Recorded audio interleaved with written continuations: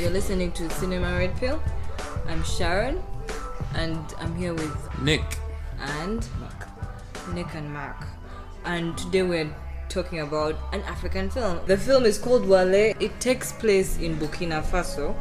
So it's technically not actually by an African director, but that's not a big deal. It is an African movie, I guess. It is a purely African movie.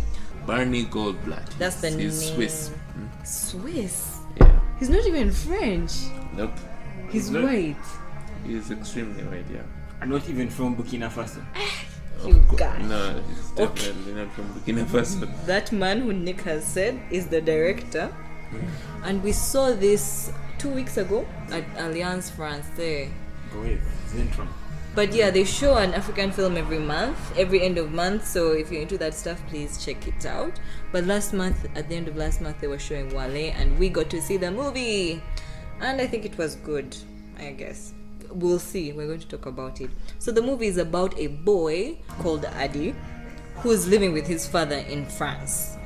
And he's a teenage boy, so he's reached that stage where he's not listening to his father anymore.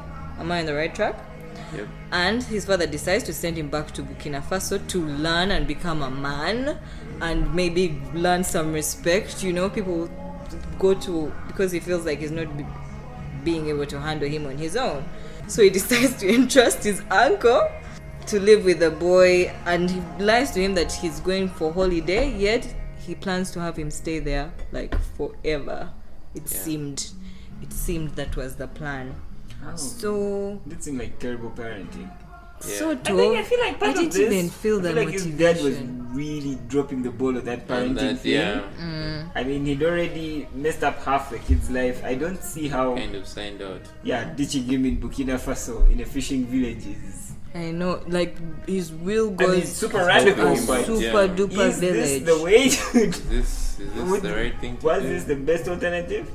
So the culture, the differences are so huge because they show the boy always with like iPhones and speaking of showing himself in like music videos, and then here they're like fishing for food, like the real village life in Burkina Faso where they send him. It's one of those culture shock stories. Yes, Yeah. that's the word. It's a culture shock story.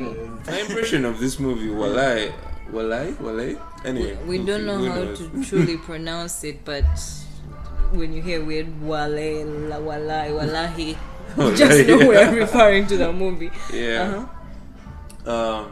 It was a lot sweeter. I mean, what Kakura is talking about, as far as what happened to this child when he got to Burkina Faso, his homeland, it just seemed, the impression I get is something a lot of Ugandan people have experienced. It's like most of us have grown up in city centers, at least the ones I'm talking to have grown up in city centers, and eventually, at some point, you have to go back to where you came from, and things are different there. You can't connect. You can't really connect. I mean, even if you can speak the language, they speak a more concentrated version of the language, so cool. or if they have a culture, you just don't get it. The stuff they drink, the things they do, the songs they sing, Interested in. there's just no connection. It's brought into contrast in this movie with circumcision thing, which is also real in some places in Uganda. You go and want to cut part of your dick off, but The culture said that they have way too much. they have just way need too to much of your dick. Need it out. But about that circumcision thing, that was actually the main conflict, right? I guess The way you guys are talking about it, like you understood it as a huge whole. Like, would you be that? But then looking at how circumcision is today, is it that big a deal? Like, for me, I found a bigger deal the whole process of wanting maybe to cut off part of your dick in a line and go through this whole process with the other boys in town, which is the description of the circumcision process in the outskirts, like in the deeper places. But people circumcise their babies when they're born. Yeah, but see, that's something. So that's why I was saying the circumcision. In my eyes, I don't see it as a big deal because everyone I know circumcises their boys when they what come I mean out. is that what you can't relate to is we find you'd find it hard to relate to something like like if you went to a new place, right? Like for us, if we went there and then they're telling him that he has to dress like them, or he can't use earphones, right? Now, even you feel like that's something you don't relate to. So, if you stop using earphones, you can stop using earphones, right? That's something you don't find to be culture shock. If I told you you don't have that, you get there and then they tell you people here don't wear shoes, just take your shoes off. Even you can relate to that, right? But it would be so much harder for you to change if it's something that involves something anyone can relate to, which is pain. Yeah, which is physical pain. Like if you were required to go through something like if you're required to make the changes he was making, you personally, of all the changes he was required to make, you can make all of them, except the ones that actually involve physical pain. Because you see, that's where the huge disconnect happened. So for him, it's okay for a baby to get circumcised. He doesn't care. Like even adult boys willingly put themselves through it. I did it. It's no big deal. It's really no big deal. The problem is when you're forced into to do it, and this kid is like what, 10? Imagine it was female genital mutilation. You see, now that one is what? It's much, it's painful, because it's even a wrong thing to do. Like you're ruining someone. Yeah. It's worse because you're ruining someone, but it's equally as painful. And so you guys are looking at the pain, not the act. Painful. Yeah, it's yes, equally as painful. The pain now is the that issue. was my problem. I wasn't processing the thing as, oh my god, they're going to put him through pain. I was thinking, now, even if it wasn't circumcision, get over it. Cool. Even if it wasn't that, that's how I was processing even if it. Wasn't that, because you see, like some cultures, even here in Uganda, in the East, right? They consider it appealing to have 2 of your lower teeth knocked out. Okay, if it was that, I mean, if you reach that side and they told you that, okay, now while you're here you can't wear. It's not going to affect you, but you have 2 missing teeth. It's going to suck. It's going to really suck. It's going to suck to have 2 of your lower missing teeth missing. That's fucked up. 2 teeth missing. Maybe we should talk about the movie now. We are. This was even my first point. Circumcision. Then my second one. It's extremely, it's a prominent feature. It's a very prominent thing. The way I saw it is, he comes in as a spoiled brat. Typical, stereotypical spoiled brat. He's got the clean clothes and the huge Beats by Dre headphones and the bounce, and he's showing everyone these things and all that. And as the movie progresses, he starts to, acclimate himself with where he is, right? He starts to adjust to his roots and all that, right? Except for this issue that shows up at the towards the middle, where his uncle's frustration with his out of touchness, right? His being out of place. His uncle's frustration with him not turning into the man. That's his fear. The uncle's fear is this child will not be able to take care of himself, which, okay, I'm just assuming was also this child's father's fear, that this guy is not going to be a man. It's pretty much every father's fear, right?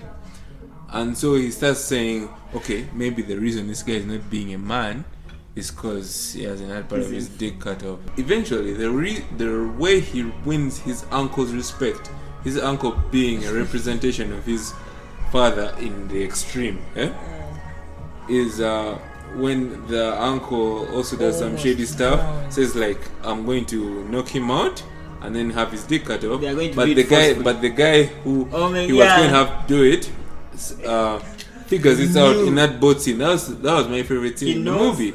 Yeah, so my interpretation of it was it was generally supposed to be a very sweet movie about this kid connecting with his roots.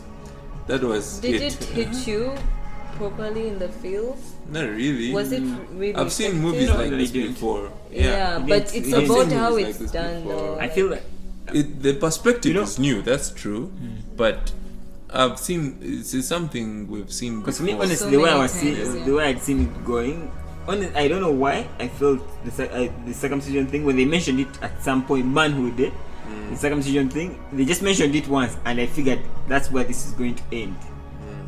If it's going to turn into a drama, then they're going to force him into that. But even you see the doctor that came to do it, the local shaman, he knew it's something that had to be consensual. He's like, the guy doesn't know. Knock him out, yeah. So I found that Anesthetic. Did you enjoy the dynamics between the uncle and him? I found him to be the best actor in that movie. I thought the uncle was okay. He was. He's the best actor in that movie, to be honest. That scene where the kid finally speaks in French and he says, "I speak French better than you, boy." That seems like every... have you ever been to the village? I don't know how to put it. Like, you know those guys, they have a thing. There's a certain pride from being authentic that they have, like, for you people, you town people, you think you're the shit, what? So they'll even refuse to speak to you in a language that they know, specifically to piss you off, like, because they're seeing you being pissed off because you're not speaking your own language. They get off on that type of thing. I like the uncle because of that, because he did it in a way, you don't see it like it's an actor acting. You see it as a guy being himself. He was really good. Him and his cousin, those two guys did a very good job with their portrayals, I thought, anyway. Maybe if I understood the language I would see the faults in them, but I saw none. Language is such a big deal. If it was a Ugandan thing, we could...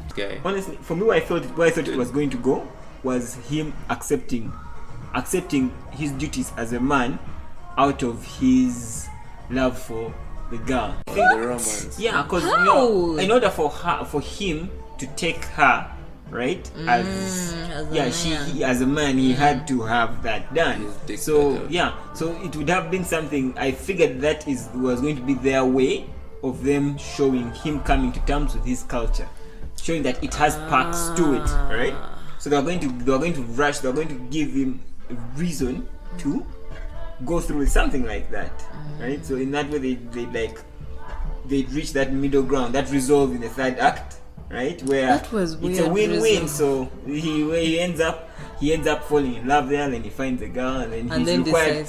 So in his culture, from France, it would make sense to them that he would prove his love for her by cutting off.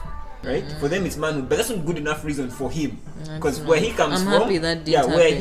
It wasn't dramatic. I'm shocked it had no real dramatic things, or even the payoff. Even the payoff was too simple. It was so simple. It would be peculiar if this movie took a dark turn. That's why I was worried, actually. I wasn't worried because it's a dark turn, because I've seen a lot of gory movies, everyone has. It's just that if it took a dark turn, I'd be confused. I'd be like, this guy looks like a nice guy. Why are you doing this to this nice guy? You know what I mean? It's like you're watching a sitcom, and then suddenly it turns into Alien 3 or something. Or someone dies. Yeah. Or someone randomly dies. It would be brutal. It would just be jarring as opposed to dramatic. Okay, there's another thing I wanted to ask you about.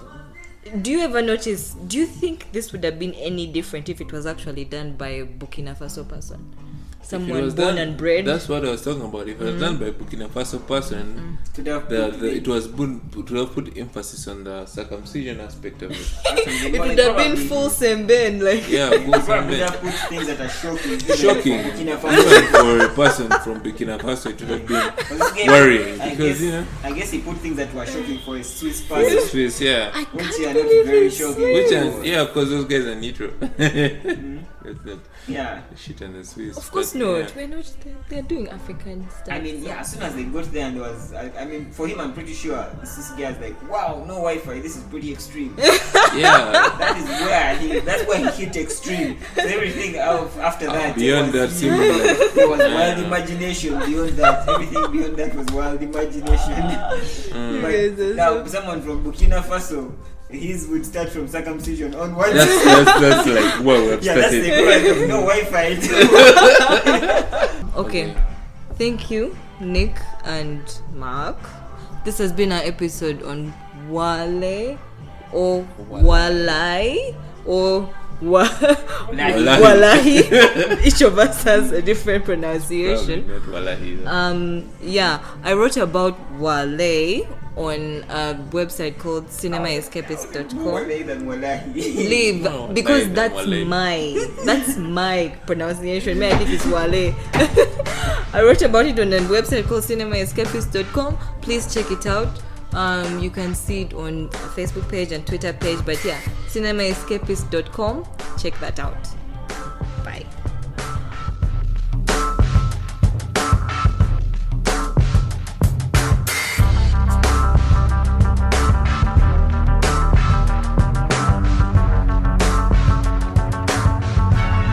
You know Yemi Alade? No, who is he? You know? She. Oh my god, you really don't Sorry, know her. this is embarrassing. It's really embarrassing. Anyway, Yemi Alade is a Nigerian musician. She's extremely prominent. She has a lot of music out now for the past 3 years. Jesus Christ. Have you Leave guys been us done that? alone. Anyway, what was killing me was the studio she still records in. She has to go to where she came from, which is in those slum places, and they don't have electricity there. Like, they're off of the grid. Umeme, it's not there. All those places, if you want to record, you pay a fee for fuel of the generator to record. Okay? And she still pays that. This chick is going to be signed to Jay-Z. What? This is her.